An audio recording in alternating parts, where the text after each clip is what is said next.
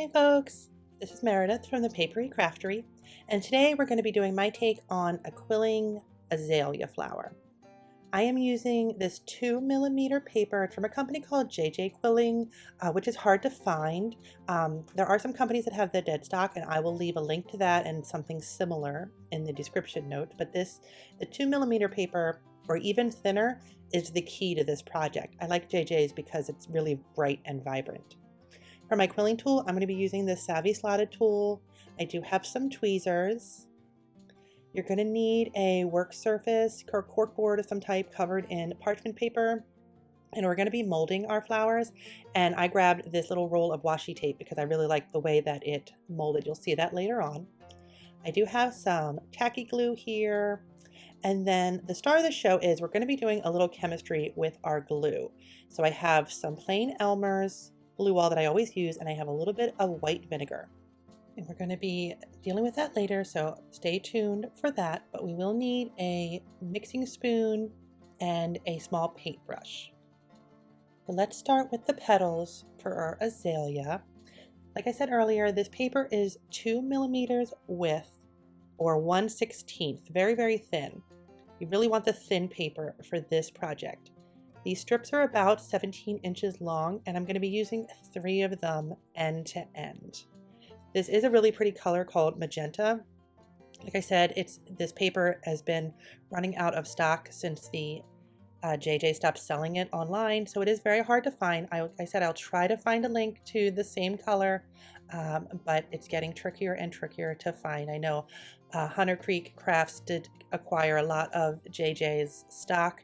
I don't know if they have this exact color anymore or this exact width, but I will link to their website in my description box, and then I'll try to find something similar that might be more easily available. But the color isn't as important. Azaleas do come in a lot of different colors. As long as it's really bright, you're going to get the look of the flower. So it is a little bit trickier to glue these super thin strips end to end.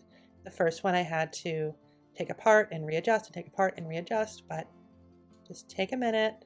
You want them to be as straight as possible, and you really only need a tiniest bit of glue.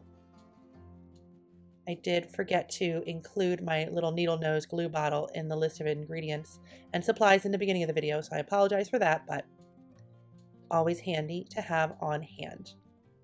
Now, I have all my strips in a row end to end, and I'm rolling them up on my Savvy slotted tool. It is not necessary that you use this exact tool or even a slotted tool for this project. I just like that for the really long strips, it just seems to hold the paper straight a little bit better than my slotted tools or even my needle tool. I find that I have to wind the really long strips even more by hand than what I'm doing here just to finish this one off. But up to you. However you get the job done, you just want it rolled all the way. And then, very important, we're going to let it open up just a little bit. So it's just a matter of me kind of pulsing it by opening my fingers and closing them really fast just to let it open up a little bit. Sometimes it opens up from the center, sometimes it opens up from the outside edges, but you just want a little bit of wiggle room between the layers of the paper. You don't want this to be super tight. And then you're going to make 5 of these circles for each flower that you need. I think it's a good idea to make the circles first, and that way you can kind of judge that they're all about the same size. Next we're going to do is start manipulating our circles just a little bit. This is going to be kind of a multi-step process. The first thing we want to do is, by holding the center with one hand, give a good pinch to the other side. And then we're going to give a little pinch to the other end. So big pinch on this side and little tiny pinch on the other side. With this really thin paper, it is a good idea to hold that center because this can pop out on you pretty easily. The thinner width paper, it does kind of have a mind of its own. It doesn't have a lot of surface area to grab onto itself, so sometimes the middle of your coil will pop out. You want to make sure that you're holding on to that center. And that's what we have at this point. They kind of look like big pink pumpkin seeds to me. So now we are getting to the chemistry part of this project. After some research, I was looking up how to make paper petals look a little bit more realistic. And some artists like Bridget's Creativity or Miriam's Quilling, super well known, super talented, they use a mixture of white glue and water and vinegar. When I was looking into that, I did read that sometimes the fumes get a little overwhelming. And doing a little bit more research, I did find that using some white vinegar with white glue gave you a similar effect. And the effect is that it makes the paper much more malleable. It makes it, you can fold it in different ways than you could with just straight glue. It doesn't dry as stiff. It almost is like plasticky and rubbery, and you can keep moving your petals around and get a completely different look than you can with just glue. So I have a mixture here of about 2 parts white glue, just plain Elmer's glue all, and 1 part white vinegar, standard white vinegar that you can find in a grocery store. And I mixed it up, and it's very liquidy, which is what you're looking for. I will recommend not using glass bowls. I would recommend using something disposable. You're probably going to end up making more of this mixture than you need. And it's kind of a pain to wash out the bowl. I ended up breaking mine after this, which is never great, having broken glass around. So it would have been much better if I could have just thrown the whole thing away. I also don't know how this will sit if you put it in like a needle nose bottle like the rest of my glues are in. I don't know how that would affect the glue, the bottle over time. So I will recommend just making it a little bit and then throwing it out when you're done. You don't need to make a lot like I did. This is way more than you're going to need. So just making a bit and then getting rid of it. That's what I would do. That's what I did here. That's what I recommend. So all I'm doing is brushing some of this glue mixture on the back of my petals. It looks like a lot, and that's okay. It's not going to warp the petals as it's drying. I know it looks very liquidy, and you might think, isn't that too much wetness for your paper? It is not. It will be totally fine. They do kind of stick together here as I'm moving them out of the way. But that's okay. We're just going to let everybody dry separately. It's okay if it gets on your fingers. You're just going to wipe that off. And again, this is on the back of each of the petals. It's very carefully, a nice thick coating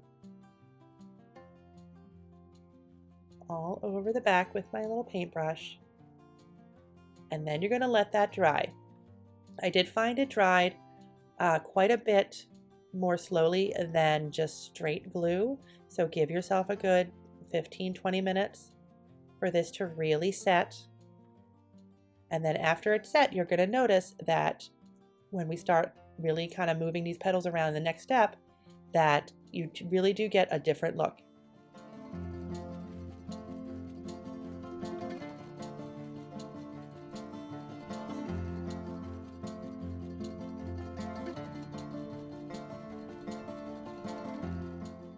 Okay, so now our glue has dried, and this is the front of my petal here.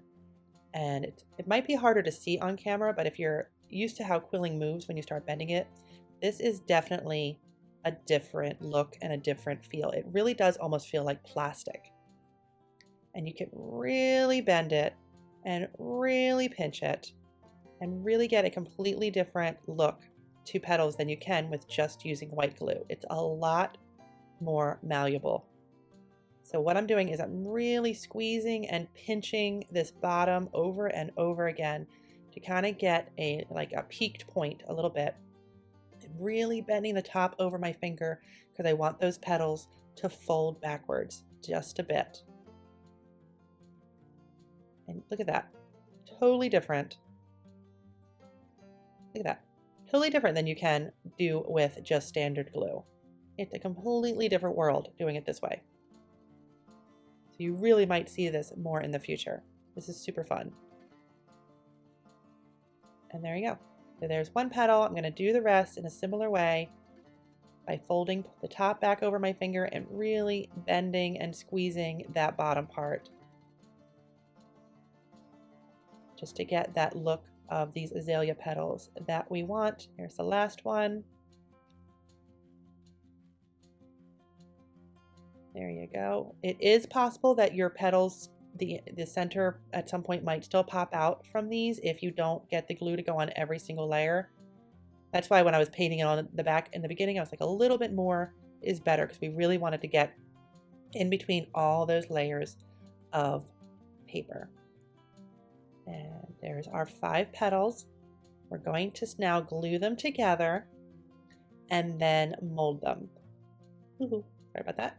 Now, if you are a viewer of the channel, you know that when I mold my paper flowers, I do like to use Aleene's tacky glue because it will set them together and then give us some time to get them in the mold and moved around a bit so it will completely dry the way we want them to. So we're just adding a little bit of that Aleene's right on the bottom of the peak where they're going to hit each other. Just a bit there, and just get them glued together, and then we can move them around a little bit so that they're a little bit more evenly spaced. That's a little far apart there. Move these guys around. And then our last one. That there and that there. And get that puppy in there. Now we're going to let that dry just a bit. We don't want that to dry all the way. We're just going to give it a few minutes so that the petals will be set up next to each other, but then we can mold them still. So like I said in the beginning, I have this roll of washi tape here. I don't know what made me grab this to mold it. I usually use my quilling paper mold, but I think the depth of it just kind of caught my eye because azaleas are one of those flowers that have a little bit more of that trumpet shape to them. Not a true trumpet, but they kind of have that vibe. And unfortunately, I didn't let this sit exactly long enough. It shouldn't have moved that much, but we got our act together. I always like to show my mistakes because if you make them, you need to know how to fix them. So should have let that dry a little bit more, but I rearranged it and it ended up drying totally fine. Here we are.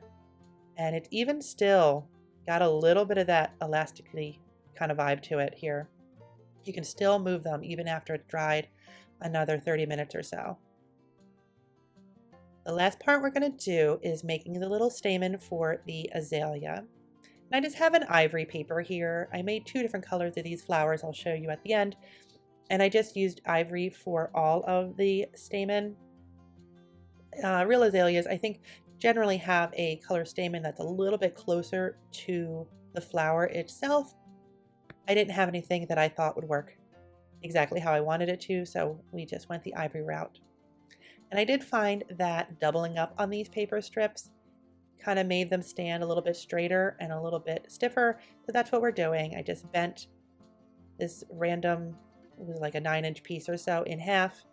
And then I'm just laying down a bit of glue on one half, folding it back over, and zipping it on through my fingers just to get all the air bubbles out. I've done this hundreds of times over my videos. Anytime I need a thicker piece of paper, this is what I do. Let that dry, and then we're going to start cutting and rolling our little stamen pieces to stick out of the center of our flower.